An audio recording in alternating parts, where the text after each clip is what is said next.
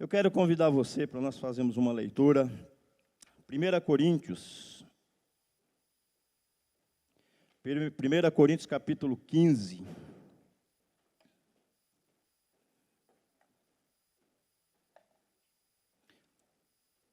1 Coríntios capítulo 15, verso 12 em diante. Uma leitura um pouquinho extensa, mas nós precisamos dela para a gente entender o que Deus tem para nós nessa manhã.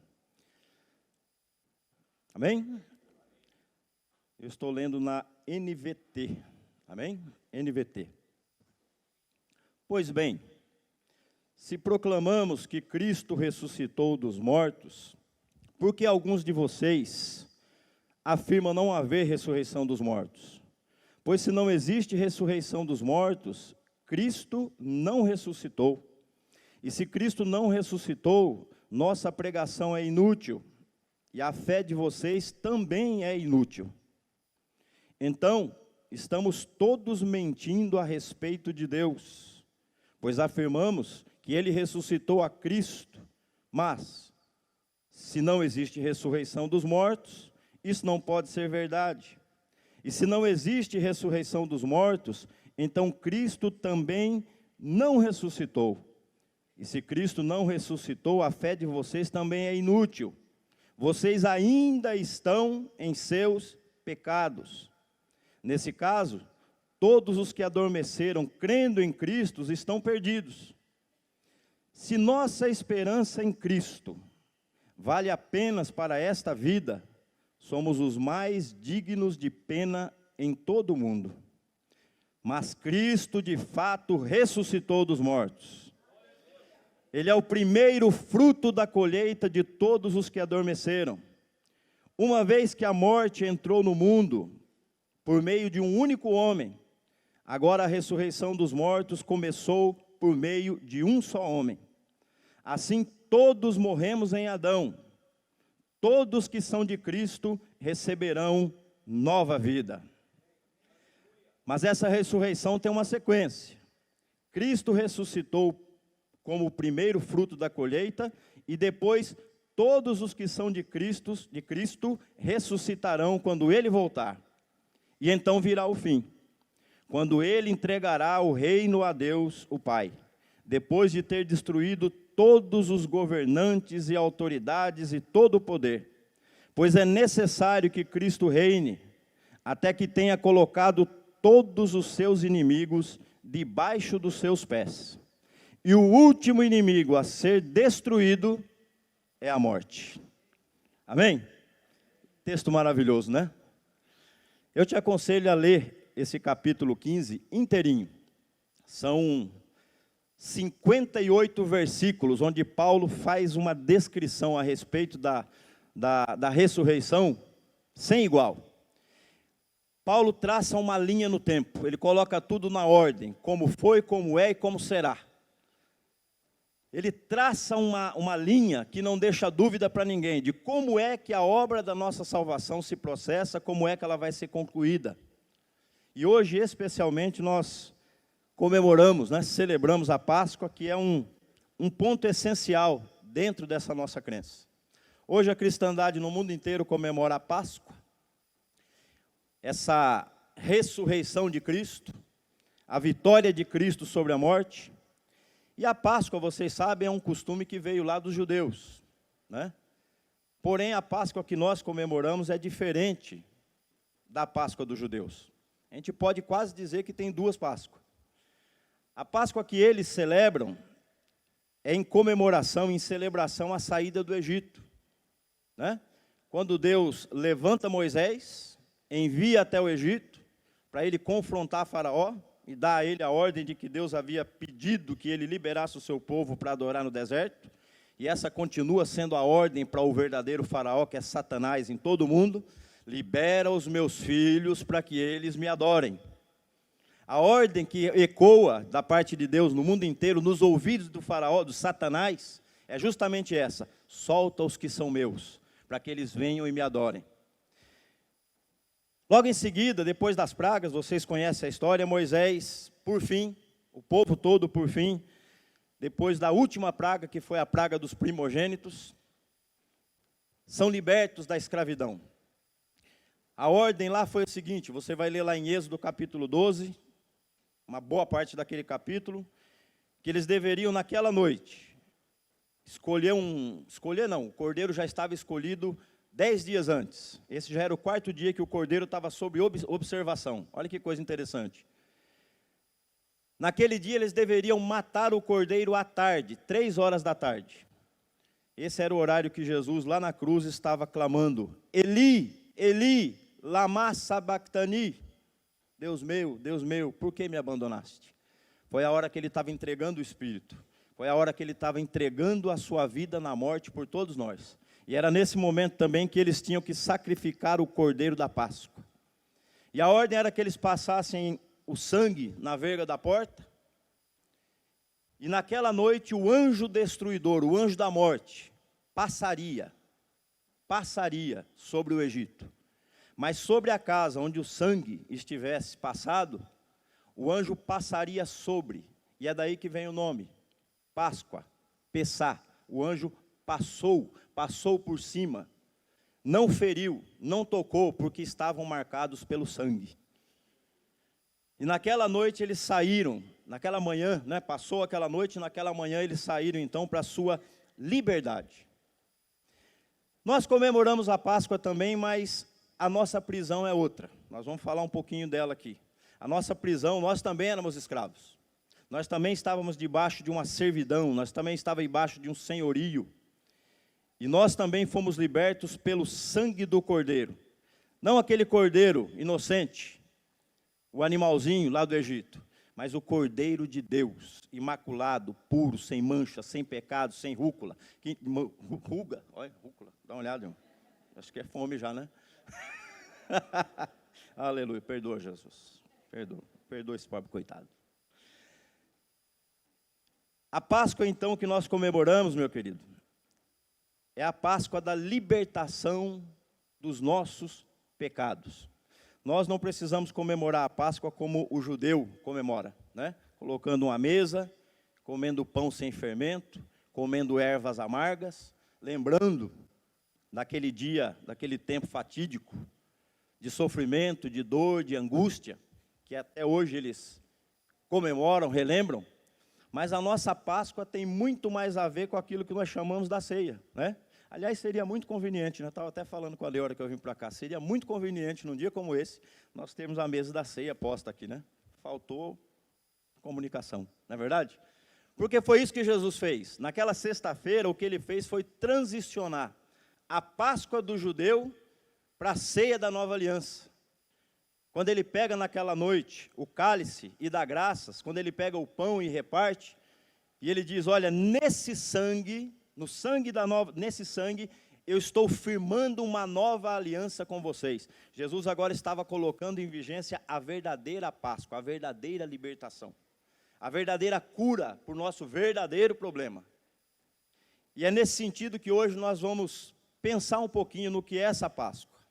O que é a Páscoa, na verdade? A Páscoa ela tem alguns simbolismos, Mas um deles muito interessante, alguns deles, aliás, que nós vamos ver aqui, muito interessante, é que ela representa literalmente um novo começo. Quando você lê lá em Êxodo 12, por exemplo, quando Deus estabelece a Páscoa, Êxodo 12, verso 1 e 2, diz assim, então o Senhor disse a Moisés e a Arão no Egito, de agora em diante, este mês será para vocês o primeiro mês do ano. Olha que coisa. 400 anos eles estavam na servidão do Egito. Ali eles não tinham identidade, ali eles não tinham praticamente nem sequer uma referência de ser humano, de povo, de nação. Eles tinham aquela promessa vaga que foi feita a Abraão um dia. Mas tudo que eles tinham ali, na verdade, era a servidão, era a sequência da servidão. Esse povo não conhecia a liberdade. Esse povo vivia debaixo de um tormento, esse povo vivia debaixo de opressão. Imagina, já estavam há 430 anos, essa última geração nasceu sem saber o gosto da liberdade. Pensa num negócio desse? Você já nasceu, criancinha, já está lá, ajudando teu pai e tua mãe, amassando barro, fazendo tijolo, debaixo do chicote, debaixo da opressão. Esse povo não tinha referência nenhuma. Mas quando Deus chama esse povo para a liberdade, a primeira coisa que Deus diz é o seguinte: para vocês, esse vai ser o primeiro mês do ano. Ou seja, a partir de agora, um novo tempo começa na vida de vocês. Quando Jesus ressuscita, olha que coisa interessante. Lucas 24, verso 1. Olha o que está escrito logo de início. No primeiro dia da semana. No primeiro dia da semana. A semana tem 7 dias, não é isso? A semana para o judeu, principalmente, encerra no sábado. A nossa encerra no domingo, mas a deles encerra no sábado. Domingo é o primeiro dia da semana para eles. O nosso é segunda-feira, não é isso? Mas para eles é o primeiro dia da semana. Olha o que Deus está fazendo aqui. Para vocês também, que creem no Cordeiro de Deus, naquele que entregou a sua vida na cruz. O primeiro dia da semana é o início de uma nova história. Sabe o que Deus está dizendo aqui? O primeiro dia da semana, aquele domingo que Jesus sai da sepultura, ali começou, na verdade, uma nova criação. Uma nova história da parte de Deus se iniciou quando aquela pedra rolou e Jesus sai daquele sepulcro. Literalmente uma vida nova, uma página se vira na história, para nós, que éramos escravos do diabo, oprimidos pela morte, presos no cativeiro da morte, sem esperança, sem Deus no mundo, como o apóstolo Paulo diz, inimigos de Deus, irreconciliáveis, não pertencentes à família de Deus, condenados à perdição eterna. Aquela página virou no primeiro dia da semana, porque Jesus ressuscitou dos mortos. Meu querido, Deus tem uma nova história para você. Ele tem uma nova vida para você. Ele tem para você um novo futuro, algo inclusive que nós nem ansiamos. E aqui tem mais uma semelhança com o povo do Egito. Preste atenção. Alguém que nasceu na escravidão, que não sentiu o gostinho dela, que já nasceu debaixo do chicote da opressão, essa pessoa pode ter algum vislumbre do que é ser livre. Ela pode sonhar, por exemplo. Ela não sabe nem com o que sonhar. Ela não sabe no que pensar, ela não tem referência. Percebe? É por isso que para mim e para você é tão difícil, por exemplo, imaginar as promessas de Deus acerca do futuro. A gente não tem referência do que é isso. Por quê? Porque nós já nascemos nessa escravidão. Nós já nascemos debaixo do jugo desse mundo. A nossa mente, desde que nós nascemos aqui, já foi formatada nessa mentalidade de escravo. De gente que está debaixo de uma condição que para nós a impressão é que não pode ser mudada. Tem que ser assim, vai ser assim. Aquela criancinha lá no Egito nascia já de pequenininha, e já no nascer ela já via um morrendo ali, outro morrendo lá, o pai, o tio, o irmão, um parente, e ela olhava assim e falava: esse também é meu futuro, esse também é meu destino. Já pensou um negócio desse? E para nós aqui não é diferente. A maioria de nós, quando a gente fala do céu, das promessas, da virtude, de tudo aquilo que Deus tem preparado, a gente tem uma ideia muito vaga, mas esse negócio está meio longe para nós ainda, não é verdade? Mas saiba, Deus tem para nós um futuro glorioso. Apóstolo Paulo chega a dizer assim, as coisas que os ouvidos não ouviram, os olhos não viram, que não subiram ao coração do homem, essas são as coisas que Deus tem preparado para todos que o amam. Deus tem uma promessa de liberdade sobre nós, meus queridos. Deus deu a sua palavra, Ele fez muito mais do que isso, Ele deu o seu sangue, para que essa promessa se tornasse real. Esse primeiro dia da semana, então, é o símbolo para nós de um novo começo. A saída da escravidão do Egito que ficou para trás, desse mundo de pecado, para uma nova vida. 2 Coríntios capítulo 5, verso 17, explica um pouquinho do que foi que aconteceu. Nós que nascemos de Cristo, olha aí, 2 Coríntios 5, 17. Logo, todo aquele que está em Cristo, que se tornou agora membro de Cristo, que se aliançou com Cristo, se tornou uma nova criação. O Gênesis começou de novo, para você, que fez a aliança com Cristo. todas as coisas foram reordenadas, reorganizadas. Aquilo que nós nem sequer sabíamos que era nosso, por causa da nossa condição de escravo, Deus recria, refaz, faz tudo novo, faz tudo de novo, na pessoa bendita de Cristo. E olha o que ele diz aí: a velha vida de escravo do Egito, de Faraó, de pecador no mundo, cessou, acabou, e uma nova vida teve começo. Você não entendeu, senão você teria dado um glória a Deus aí.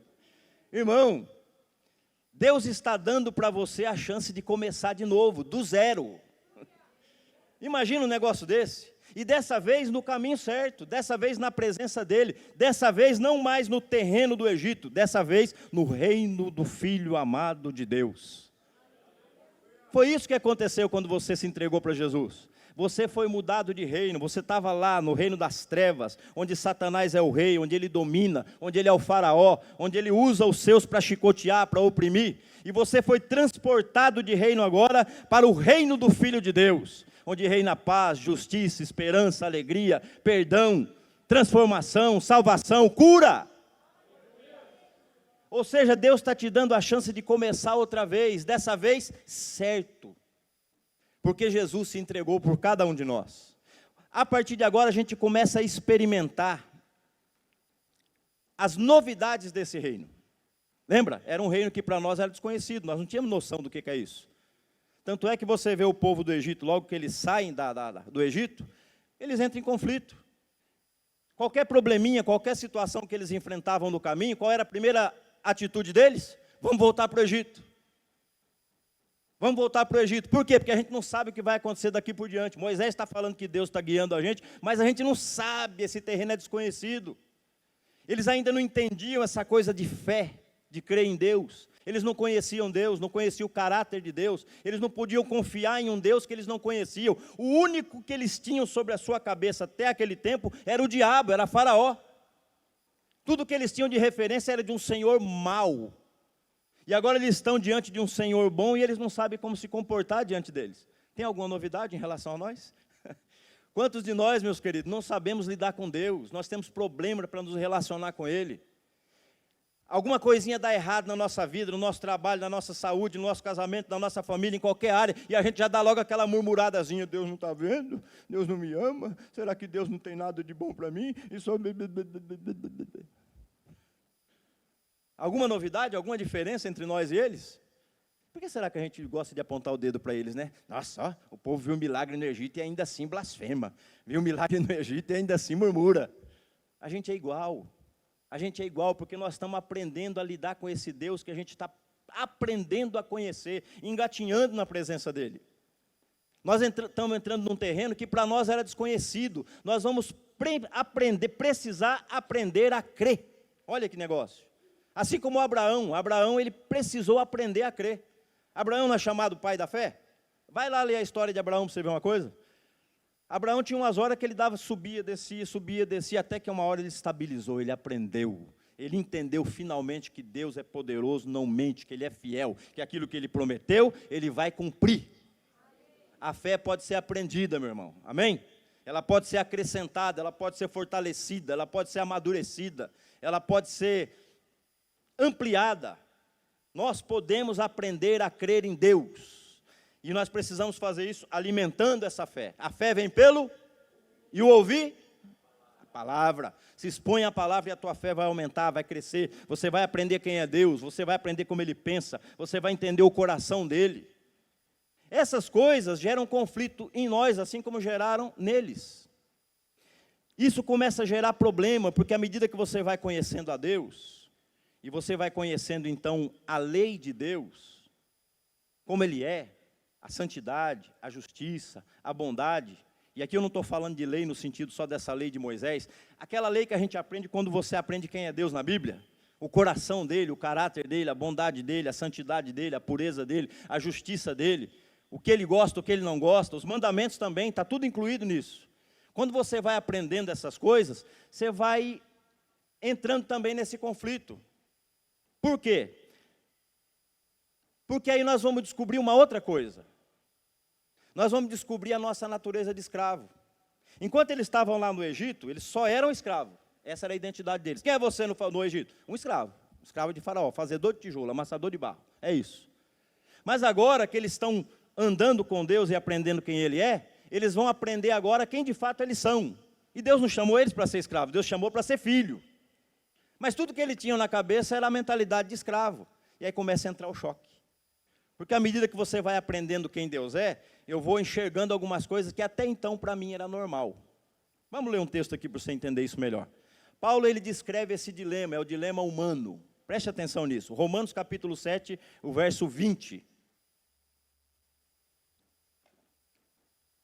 Então, se faço o que não quero, na verdade não sou eu quem o faz, mas o pecado que habita em mim. Ó. Assim descobri essa lei na minha vida. Ó, Paulo descobrindo aí o conflito humano. Quando eu quero fazer o que é certo, percebo o mal que está presente em mim. Eu amo a lei de Deus de todo o coração. Eu amo, eu quero satisfazer a Deus. Eu quero conhecer a Deus, eu quero obedecê-lo. Contudo, há uma outra lei dentro de mim que está em guerra. Olha lá, em guerra com a minha mente e me torna escravo do pecado que permanece dentro de mim. Como sou miserável! Quem me libertará deste corpo mortal dominado pelo pecado? E aqui vem a resposta. Graças a Deus, a resposta está em Jesus Cristo. Nosso Senhor, na mente quero de fato obedecer à lei de Deus, mas por causa da minha natureza humana, sou escravo do pecado. Olha o que Paulo está dizendo. Quando eu estava aqui no mundo, eu só era escravo, não tinha opção para mim. Quando eu fazia coisa de escravo, eu fazia aquilo que para mim é natural. Mas agora eu comecei a andar com Deus, e à medida que Ele vai revelando para mim quem Ele é, eu percebo uma coisa, que aquilo que para mim era normal, agora já não é. Como assim? Então, tem coisa que eu praticava lá, que eu até gostava, era meu jeitão de ser, minha natureza. Mas agora Ele está dizendo para mim que isso é pecado. Como assim, Paulo? Então, eu não conheceria o que é pecado, enquanto eu estava lá, se a lei, por exemplo, não dissesse, não cobiçarás. Por quê? Porque antes eu cobiçava aqui à torta e à direita, e para mim era normal, era meu jeito de ser. Eu era um cobiçador por natureza. Aliás, eu nem sabia, nem pensava, eu cobiçava só, eu nem pensava que estava cobiçando. Mas agora que a lei está dizendo que eu não posso cobiçar, e de repente vem esse impulso dentro de mim, eu percebo o conflito. Porque aí aquilo que está dentro de mim conflita com a lei de Deus, e eu amo a Deus, eu amo a lei, eu quero obedecer, mas tem um negócio aqui dentro de mim que me leva a querer fazer o que está errado. É isso que ele está dizendo aqui. A lei, aquilo que eu sou, a natureza humana, a natureza do pecado que existe dentro de mim, ainda está aqui. Deus começou uma obra na nossa vida, sim ou não? Nós acabamos de ler que você foi mudado de reino, não foi? Você agora é uma nova criatura, sim ou não? E é verdade. Só que quem nasceu de novo foi teu espírito. A nossa natureza carnal ainda está aqui presente. A provisão de Deus é para o espírito, nesse tempo. Mas não é para o corpo. O corpo vai ter que passar por um processo. Nós vamos ver. O corpo vai ter que passar por um processo chamado ressurreição. Para que o corpo mortal, o corpo do pecado morra. E aí sim, a gente assuma a nossa identidade de filho de Deus inteiramente. Mas enquanto nós estamos nesse negócio aqui, existe uma guerra dentro de nós. E esse é o nosso problema. Essa é a nossa verdadeira escravidão, a escravidão que o pecado gerou em nós. Porque o conflito, como o apóstolo Paulo diz aqui, é um conflito de natureza. O nosso problema mesmo, não são as coisas que a gente chama aqui de aquelas coisas circunstanciais. Por exemplo, dificuldade social. Não é um problema. Isso tudo é um sintoma do verdadeiro problema que tem dentro de mim. Problema no casamento, casamento em crise. É um problema? Sim ou não? Sim ou não? Mas não é o verdadeiro problema. Isso aqui é sintoma do verdadeiro problema que tem aqui dentro de mim. Falta de dinheiro, é um problema? Sim ou não? Mas não é o verdadeiro problema.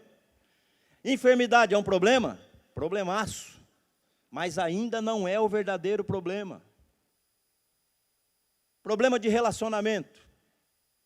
A gente tem isso demais. A gente não sabe lidar uns com os outros.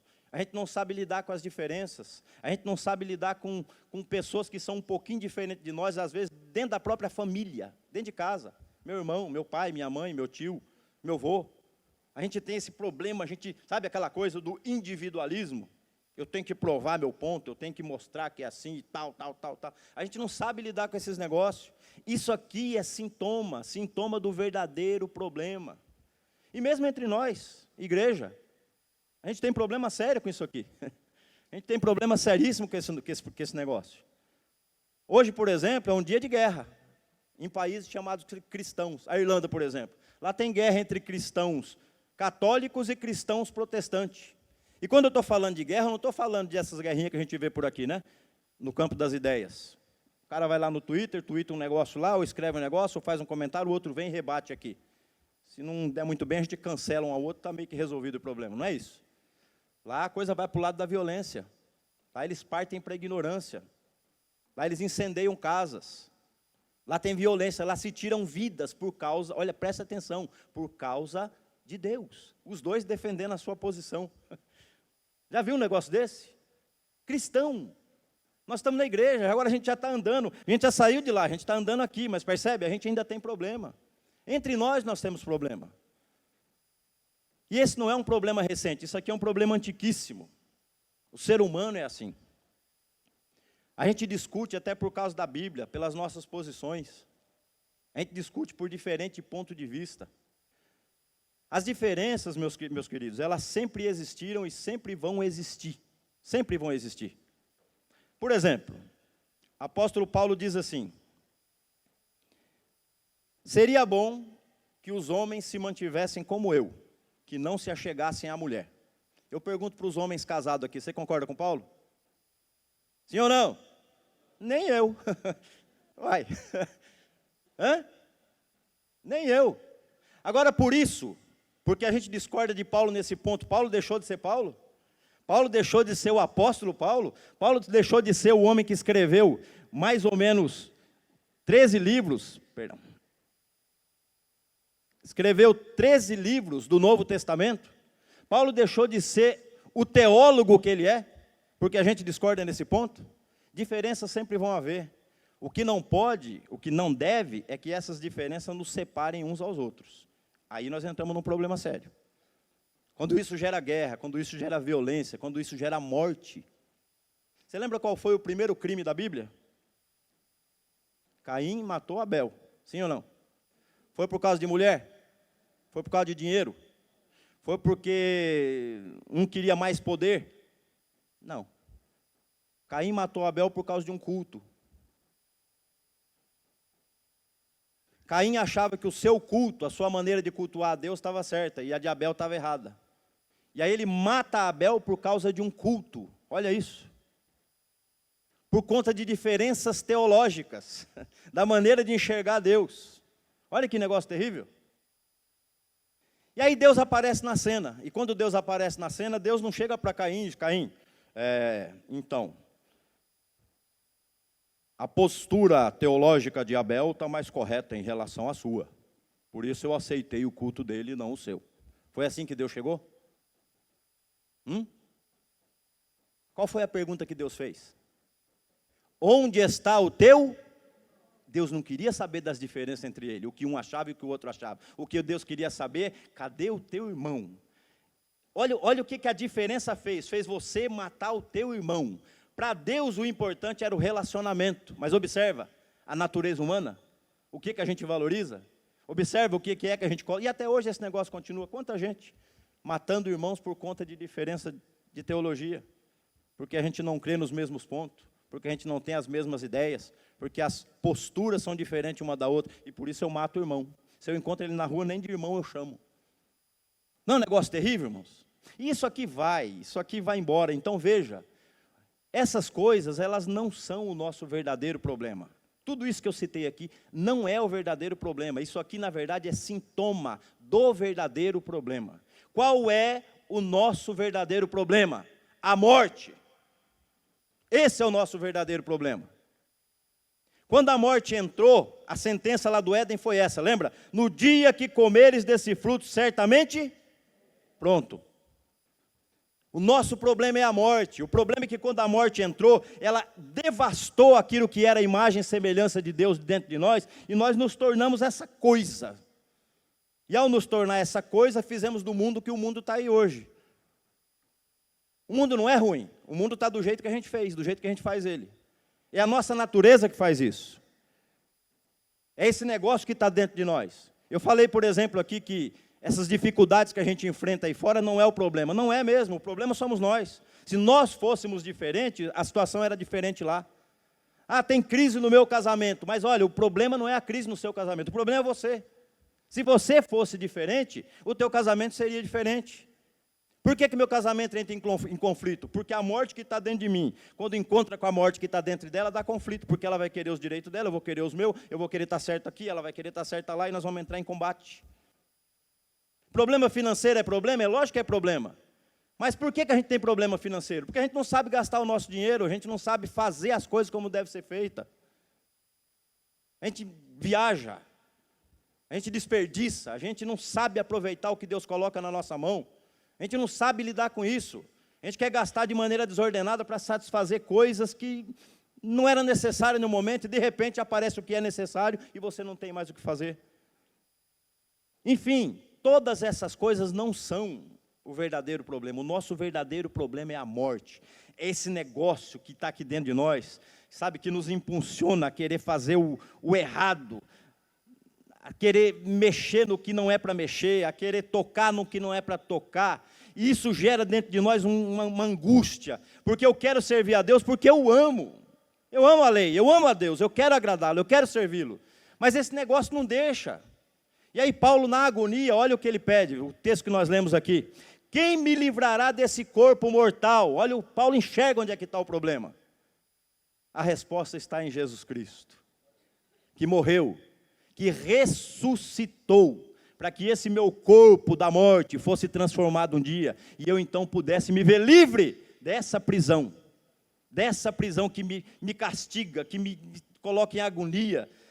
Isso vai gerando em nós um negócio, irmãos, porque eu não sei vocês, eu acredito que você também, você lê a Bíblia, você adora a Deus, você ama a Deus, não tem um desejo dentro do teu coração de se ver livre desse negócio aqui? Desse corpo, dessa natureza que a gente tem? Você não fica decepcionado com você mesmo? Você está lá de vez em quando e de repente você está pensando nos negócios e você cai e fala, meu Deus do céu, eu sou crente, Jesus, não posso pensar nessas coisas. Você se pega desejando coisa que não é para você desejar. Você fala coisa que não gostaria de ter dito e 2 minutos depois você já está arrependido porque você viu o estrago que fez. Você ofende pessoa, você machuca, você não fica decepcionado com você mesmo? Aí você olha para a Bíblia, você vê a lei de Deus e aquilo vai te confrontando, e você fala, meu Deus, eu queria ser melhor, eu queria que as coisas não fossem dessa forma. É disso que Paulo está falando. Miserável homem que eu sou, quem vai me livrar disso? Que hora que eu vou me ver livre desse Zé Roberto aqui, aleluia, Que hora que o Zé Roberto de verdade vai aparecer? Aquele cara que teme a Deus, aquele cara que ame a Deus, aquele cara que tem esse anseio de servir a Deus com essa plenitude, né? Porque esse aqui é o negócio. Deus já colocou um negócio aqui dentro. Um detalhe interessante. Ô Zé, como é que eu sei que Deus entrou na minha vida? Essa é uma coisa interessante. Essa é uma provinha dos 9 bacana para você. Quando você estava aqui no Egito, lembra? Ser escravo e praticar coisa de escravo, pecador, era normal. Mas agora que a lei já tocou em você, já não é mais normal. Quando isso aqui te incomoda e você entra nessa angústia que eu acabei de falar, quando você dá esse mesmo grito que o apóstolo Paulo deu aqui, miserável homem que eu sou, que você enfia a cara no chão e, meu Deus, tem misericórdia, tem misericórdia, tem misericórdia. Que hora que isso acaba? Quando você faz isso, que você entra aí, isso é um sinal de que o Espírito Santo está aí dentro. Que a palavra de Deus está lá, está remexendo, está cutucando, está te incomodando. É sinal de que as raízes da nova criatura já estão se aprofundando. Que ele está dando aquele, chega para lá no velho homem assim, sabe? Vai para lá, eu quero, o espaço é meu, vai para lá. E está ocupando o espaço que existe aí, no espírito novo, restaurado que Deus te deu. Amém, meus queridos? Nós queremos essa transformação. E olha o que Paulo diz, ele continua, porque o assunto aqui no capítulo 7 vai longe. Olha o que ele diz aí em Romanos 8, verso 18. Tudo isso causa sofrimento em nós, sim ou não? Todos esses problemas que eu falei são consequência disso. Mas olha o que ele diz aí. Considero que o nosso sofrimento de agora não é nada comparado com a glória que em nós há de se revelará mais tarde. Com a glória que se revelará mais tarde. Olha o que ele diz agora: pois toda a criação aguarda com grande expectativa o dia em que os filhos de Deus serão revelados. Esse dia será o dia da ressurreição. Esse dia será o dia em que os verdadeiros filhos de Deus, ou seja, eu, você, revestidos de um corpo incorruptível, que essa natureza miserável terá sido retirada de nós, nesse dia, até a criação está sofrendo por nossa causa. Olha o que Paulo está dizendo. Toda a criação, não por vontade própria, olha lá, não por vontade própria, o mundo não sofre porque quer, mas ela foi submetida por Deus a uma existência fútil por causa de nós, por causa do pecado, por causa dessa natureza humana, por causa dessa corrupção. Olha o planeta como sofre, olha os animais como sofrem, olha em volta o ambiente como a gente vive, né? Tudo sofre por causa do pecado, por causa dessa escravidão que caiu sobre nós. Foi submetida por Deus a uma existência fútil, na esperança de que, com os filhos de Deus, a criação seja gloriosamente liberta da decadência que a escraviza. Então perceba, meus queridos, o problema aqui vai um pouquinho além. A própria criação está esperando esse momento da nossa transformação para que a gente saiba o que é a criação de Deus de verdade. O mundo não é um lugar lindo? Fala a verdade. É um lugar lindo, irmão. Tem lugares aqui maravilhosos. O mundo é um lugar fantástico. Mas sabe de uma coisa? A gente ainda não viu a criação na sua plenitude, do modo como Deus a criou lá no comecinho. Tudo isso que é maravilhoso ainda não chega aos pés daquilo que era de fato para ser. Olha que coisa linda. Se já é bonito a gente ver o que tem hoje, né? O que sobrou, digamos assim, o que ainda resta, porque vem sendo degradado pelo nosso pecado, pelo nosso mal, isso ainda não é nada perto do que ainda vai ser revelado. Todas as coisas vão ser restauradas, né? Verso 22.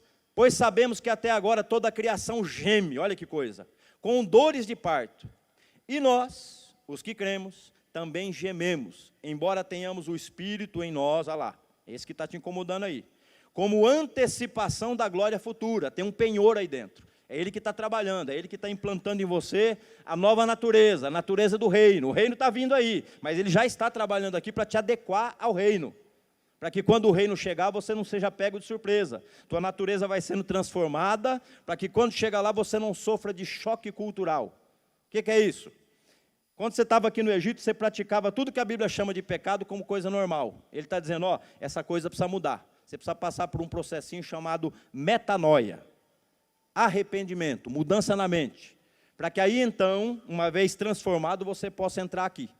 Depois dá uma lidinha lá em Gálatas 5:19, lá você vai entender o que eu estou dizendo. Paulo dá uma lista de coisas que são praticadas aqui no Egito por aqueles que são escravos, mas que de modo nenhum vão poder entrar nesse novo reino, porque não batem com a natureza do reino. E nós, os que cremos, também gememos, embora tenhamos o Espírito em nós como antecipação da glória futura, pois aguardamos ansiosos pelo dia, olha lá, em que desfrutaremos dos nossos direitos de adoção, incluindo a redenção do nosso corpo. Você vai receber um corpo glorificado igual ao corpo de Jesus. Não é maravilhoso um negócio desse, irmão? Essa coisa que Paulo está dizendo que provoca angústia, que provoca sofrimento, que provoca choro, que provoca temor, que traz angústia de todos os tipos, isso vai ser removido de nós. É por isso que a gente sofre. É por isso que há dentro de nós uma angústia, é por isso que tem essa guerra, é por isso que tem esse conflito. Porque a nossa escravidão, ela é mais extensa do que simplesmente uma circunstância. Ser liberto lá do Egito por Faraó era um problema circunstancial. Eles estavam ali e de repente estão em outro lugar. Agora, esse problema para nós aqui, não, esse aqui é existencial. Se isso não mudar na nossa vida, nós estamos simplesmente perdidos. Nós precisamos que essa obra de Jesus seja levada a cabo em cada um de nós. É por isso que existe então essa expectativa de mudança, de transformação. Porque essa transformação fala do fim da morte. Fim do limite. Nós somos limitados, a nossa mente é limitada, a gente não consegue entender a Deus, compreender a lei de Deus. A gente não consegue compreender a palavra. Irmão, é um sofrimento. O Emerson já falou aqui esses dias, é verdade. Todo mundo que sobe nesse púlpito aqui, meu Deus do céu, quando você começa a estudar para mim é uma coisa, mas quando você tem que estudar para trazer aqui e entregar para vocês, misericórdia. Você percebe o quanto que a gente é incapaz de entender a profundidade da Bíblia, a profundidade da palavra, o quanto que isso aqui é um poço, um oceano profundo, e o máximo que a gente consegue é ir lá e tirar umas gotinhas da superfície, assim, sabe? Pela misericórdia de Deus ainda a gente faz isso. Pela graça de Deus a gente faz isso. A gente não consegue entender a grandeza. E a morte vai colocar fim a tudo isso, meu querido. Naquele dia a Bíblia diz assim, que nós o conheceremos, a Ele, a tudo que Ele é, como também somos conhecidos.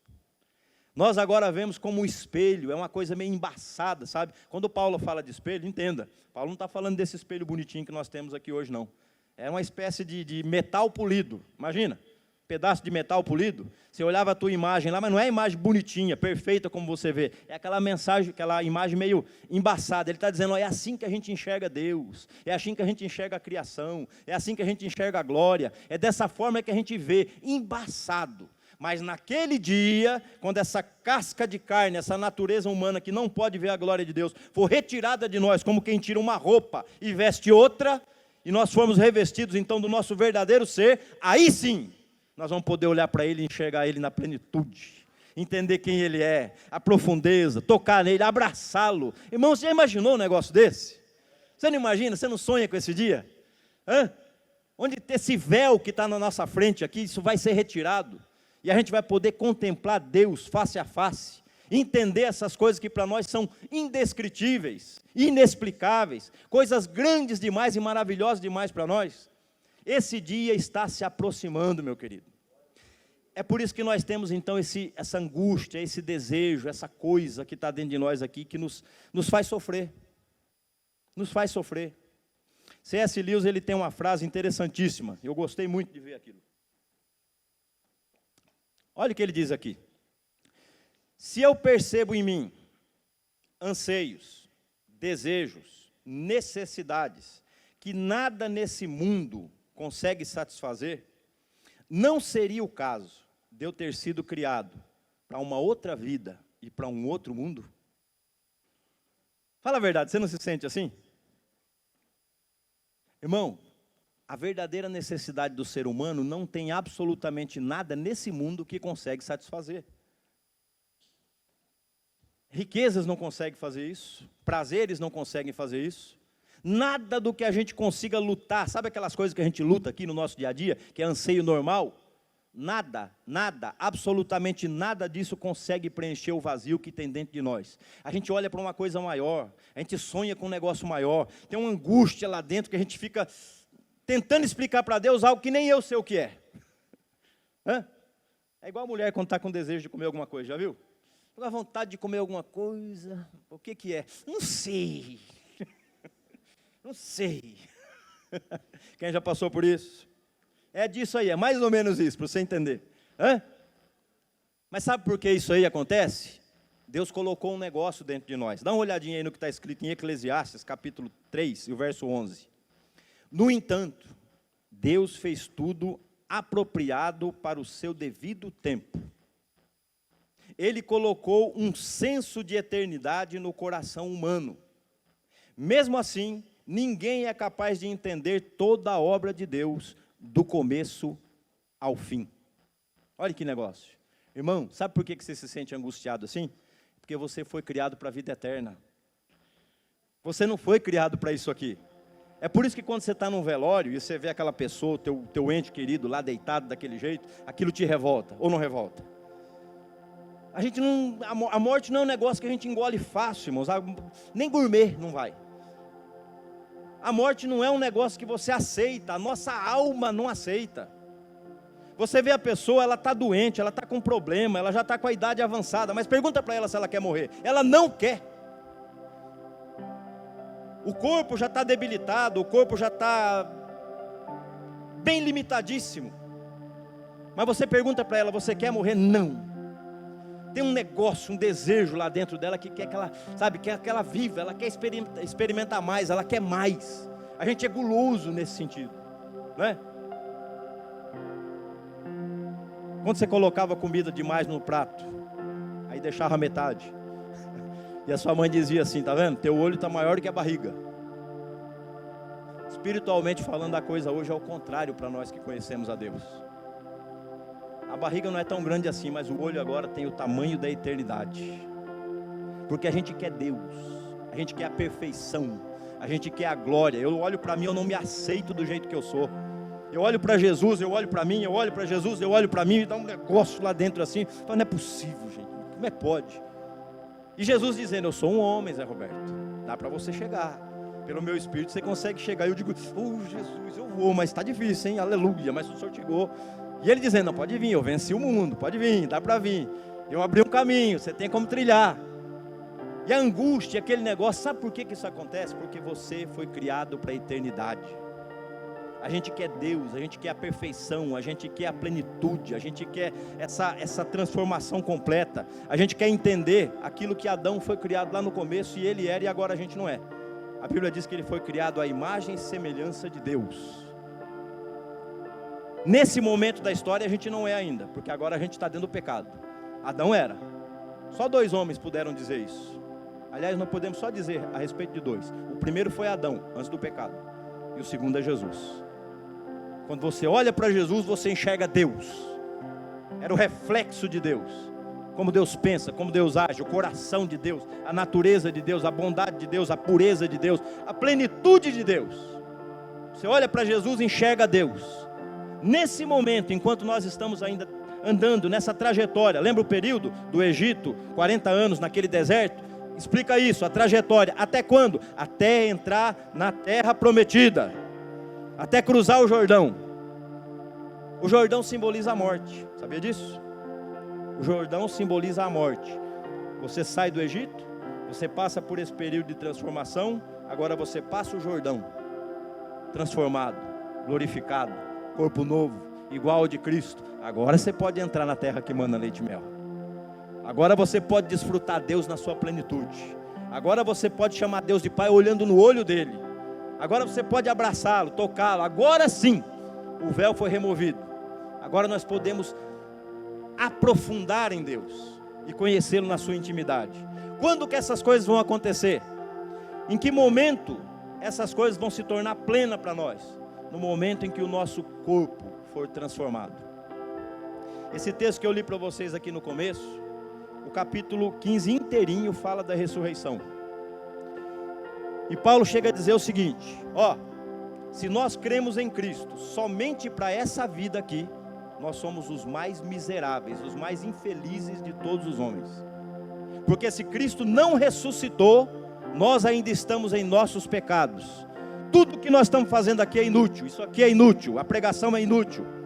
Todo esse trabalho que é feito em torno do Evangelho é inútil, se Cristo não ressuscitou. Olha o que Paulo fala. Você sabe que Paulo é aquele homem que sintetiza as doutrinas do Evangelho. A maioria foi ele quem fez isso. E ele transforma isso, ele traduz de um jeito que eu e você, que não temos um intelecto tão privilegiado assim, consigamos entender. É Paulo quem faz isso. Óbvio que os outros tiveram a participação, mas é Paulo quem faz isso com maestria. Imagina a doutrina de Paulo como fosse uma pirâmide. Ele começa lá nos básicos e ele vai afinando, uma pirâmide. E aí ele pega agora essa pirâmide e vira de cabeça para baixo. E ele apoia essa pirâmide em cima da doutrina da ressurreição. E ele está dizendo assim, se essa doutrina cair, todo o resto cai junto. Nada vale a pena, nada tem significado, nada vale nada. Se a ressurreição de Cristo não foi real, nada do que nós fazemos é real. Nós estamos simplesmente vivendo uma vida inútil e fútil e chamando Deus de mentiroso. Porque a Bíblia diz que Deus ressuscitou a Cristo dos mortos. 1 Coríntios capítulo 15, diz assim, verso 53. Pois o nosso corpo mortal precisa ser transformado. Olha lá o momento que vai acontecer isso. O nosso corpo mortal precisa ser transformado em corpo imortal. Então, quando o nosso corpo mortal tiver sido transformado, em corpo imortal, se cumprirá a passagem das Escrituras que diz: ó morte, A morte foi engolida pela vitória. Ó morte, onde está a tua vitória? Ó morte, onde está o teu aguilhão? O pecado é o aguilhão da morte que nos fere. A lei é o que torna o pecado mais forte. Mas graças a Deus que nos dá a vitória sobre o pecado, sobre a morte, por meio de nosso Senhor e Salvador Jesus Cristo. Quando esse corpo for transformado, quando isso que é corruptível, quando isso que se deteriora, quando isso que deseja o mal, esse camarada que está no caminho com Deus, mas está lembrando do Egito ainda, quando isso for transformado, aí então, o último inimigo terá sido vencido. Existe uma sequência de inimigo. Você sabe que depois da glorificação, a Bíblia diz que Jesus sobe, diante dos discípulos, testemunhado por mais de 500 pessoas, ele sobe, assenta-se à direita da majestade. E nesse período alguns inimigos têm sido derrotados. O mundo é um inimigo derrotado. Satanás será um inimigo derrotado. O anticristo será um inimigo derrotado. Os ímpios serão um inimigo derrotado. Depois que todos tiverem sido derrotados, a morte será o último inimigo a ser derrotado. E aí o texto diz que então virá o fim. Aí nós vamos entender realmente o que é. Nós vamos entender o que é que Deus tinha preparado para cada um de nós. Nós vamos entender o que é o reino de Deus. Nós vamos entender o que é a plenitude de você viver a presença de Deus como Ele é. Nós vamos entender o que é ser um ser humano de verdade. Porque a gente não sabe disso ainda. O pecado, esse tempo de escravidão tirou de nós, colocou em nós uma outra identidade. Mas naquele dia nós seremos transformados. E na mente vai ter clara. Inclusive, a Bíblia diz que tudo isso que nós passamos vai sumir da nossa memória. E quando isso vai acontecer? No momento em que Cristo nos ressuscitar. A Bíblia diz que na trombeta de Deus, ao troque do arcanjo, num abrir e piscar de olhos, todos aqueles que estão no sepulcro ouvirão a sua voz. E serão transformados. Aqueles que estiverem vivos, serão transformados e encontrarão com eles nos ares. E a Bíblia diz que estaremos para sempre com o Senhor. Não é maravilhoso um negócio desse? Jesus está vivo, meus queridos. A nossa esperança é que Jesus está vivo.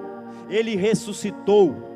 A palavra de ordem lá em Mateus capítulo 28, quando as mulheres chegam no túmulo, foi essa: Ele não está aqui. Ele ressuscitou como havia dito que aconteceria. Venham e vejam o túmulo vazio. A nossa esperança é que Cristo ressuscitou. Se Ele ressuscitou, a Bíblia diz que Ele é a primícia dos que dormem. E se Ele é a primícia dos que dormem, quer dizer que Ele sabe aquele molho, lá no início da colheita, as primícias, eles tiravam um pequeno molho. Não era a colheita, mas era um pequeno molho. A colheita mesmo viria depois. Jesus é a primícia.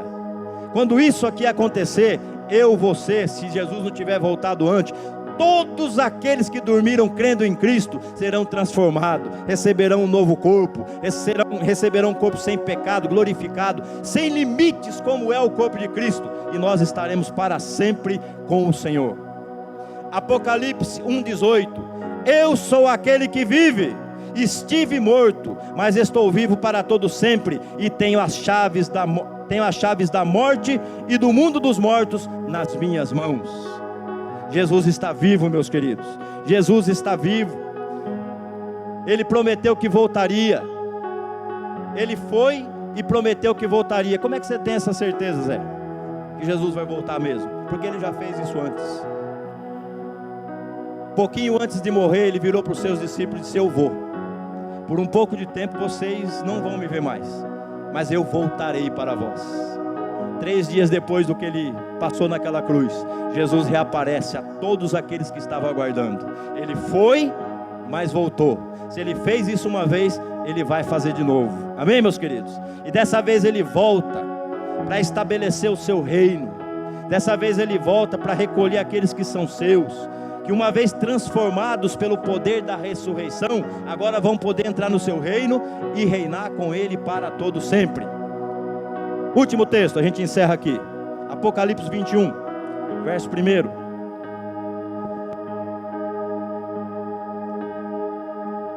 Então vi um novo céu e uma nova terra. Essa terra vai ser restaurada.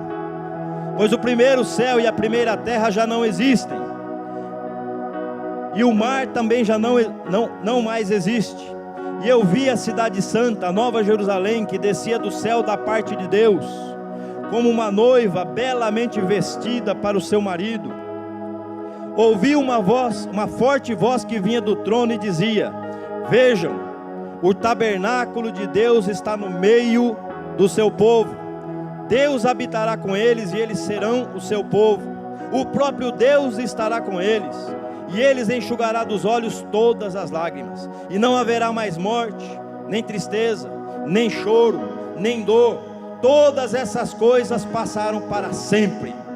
Aquele que está sentado no trono disse: vejam, faço nova todas as coisas. E em seguida disse: escreve isto, pois o que lhe digo é digno de confiança e verdadeiro. E disse ainda: está terminado. Eu sou o Alfa, o Ômega, o princípio e o fim. E quem tiver sede, darei de beber gratuitamente das fontes da água da vida. E o vencedor, o vitorioso, herdará todas essas bênçãos, e eu serei o seu Deus, e ele será o meu filho. Jesus está vivo e é fiel para cumprir a sua palavra. Jesus ressuscitou, e essa é a garantia de que nós também ressuscitaremos, e nós entraremos no seu reino, e nós entenderemos de uma vez por todas tudo aquilo que Deus preparou para cada um de nós. Amém, meus queridos? Essa é a nossa esperança. Cristo não está numa sepultura, Cristo não está com seu semblante caído, Cristo não foi roubado, o corpo dele não foi roubado como a história se apresenta.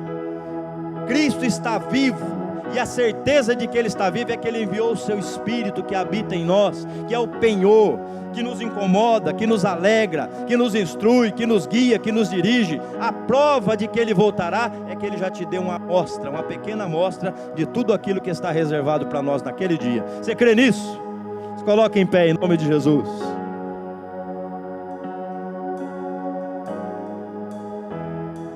Cristo ressuscitou. Curva sua cabeça agora e agradeça a Ele. Você vai fazer uma oração agora agradecendo a Jesus. Você vai pedir a Ele que torne realidade. Você vai pedir a Ele agora que já te dê um pouquinho de antecipação do que vai ser naquele dia. Quem sabe hoje o teu coração está embrutecido. Tanta coisa aconteceu. Eu falei aqui de alguns problemas. Quem sabe esses problemas que eu citei são alguns problemas que você está vivendo. Problema no casamento, problema financeiro, doença. E às vezes esses problemas, se a gente não tomar cuidado, eles ofuscam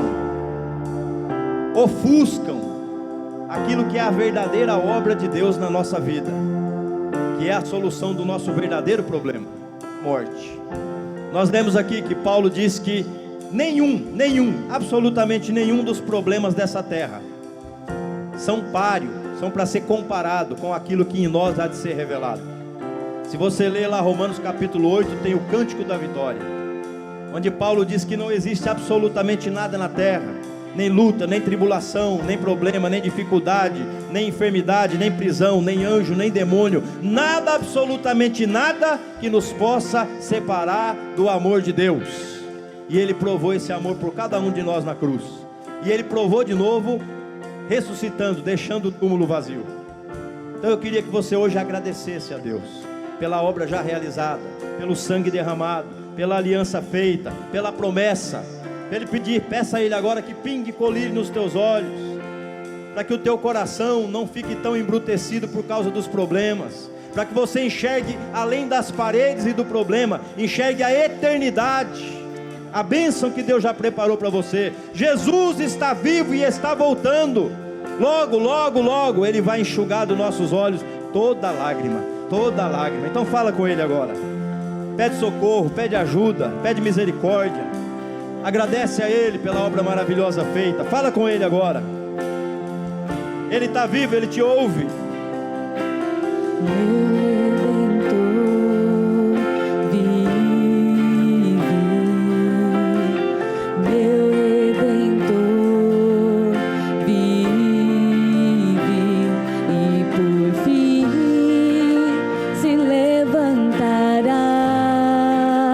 Sobre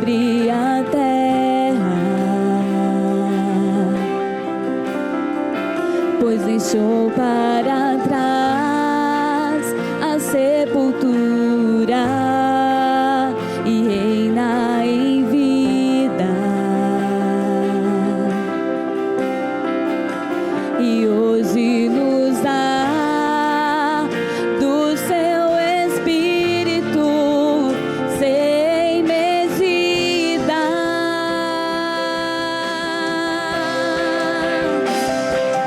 Tu és ressurreição e vida. Tu és fonte de águas vivas. E quando nos chamar, o que estava morto viverá, viverá. Oh Deus Todo-Poderoso, nós te louvamos, Senhor. Nós te agradecemos, ó Deus, por essa obra maravilhosa de redenção feita em nosso favor, porque o Senhor é fiel e verdadeiro, porque o Senhor fez uma promessa de voltar, porque o Senhor ressuscitou dos mortos e está à direita do Pai, apenas aguardando o momento daquela trombeta tocar e o Senhor retornar para buscar o teu povo. Nós estamos te aguardando, ó Rei. Nós estamos te aguardando, nós estamos te esperando. Enquanto nós caminhamos, enquanto estamos nessa jornada, nos ajuda a te entender, a te compreender. Vai tirando a casca do nosso coração, vai tirando a venda dos nossos olhos, derruba as escamas que nos causam a cegueira espiritual, transforma a nossa mente para que nós compreendamos a grandeza, a largura, a profundidade dessa obra maravilhosa na cruz. Que o teu poder, Senhor, o poder da ressurreição, como Paulo orou naquele dia, nós oramos também. Eu quero te conhecer no poder da tua ressurreição, no poder dessa transformação, no poder que faz tudo novo, que tira tudo da sepultura, que coloca o homem de pé novamente, que devolve a ele a dignidade, que devolve a ele a santidade, que o coloca no lugar mais alto. Muito obrigado, Senhor. Que nesta noite, nesta manhã, o teu Espírito toque a cada pessoa nesse lugar, e que esta Páscoa, meu Pai, seja marcada pela presença do Senhor, por uma transformação profunda no entendimento de cada um de nós. Nós te louvamos pela obra maravilhosa da cruz. Bendito é o teu nome, Cordeiro de Deus, que está vivo para todos os sempre, para os séculos e séculos, toda a eternidade. Nós te louvamos. Louvado seja o nome de Jesus.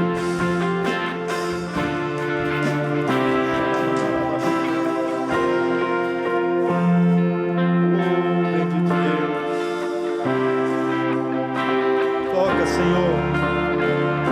Toca nesse coração que está desanimado, que mesmo ouvindo tudo o que nós falamos aqui, ainda conserva a desesperança no coração. Essa pessoa precisa de uma revelação do Senhor.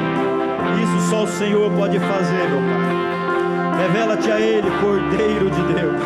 Revela-te a essa pessoa, acende esse coração novamente, como o Senhor fez com aqueles 2 discípulos no caminho de Emaús. Faz o coração dessa pessoa arder novamente. Acende o fogo, acende a chama, em nome de Jesus, e mostra a Ele que Tu és o Cristo, que está vivo, que ressuscitou. Aleluia, louvado é o Teu nome, glória a Deus. Dê um aplauso ao Senhor. Ele está vivo. Aleluia, glória a Deus. Ele está vivo e tem poder para te vivificar a partir de agora. A Bíblia diz que o poder da ressurreição já está disponível, já está fazendo a sua obra. Abra o seu coração e deixa esse Espírito operar em você a obra de transformação, amém? Tira a pedra e deixa o Espírito agir livremente, e Ele vai concluir essa obra até o dia que a trombeta vai soar, amém, meu querido? Glória a Deus.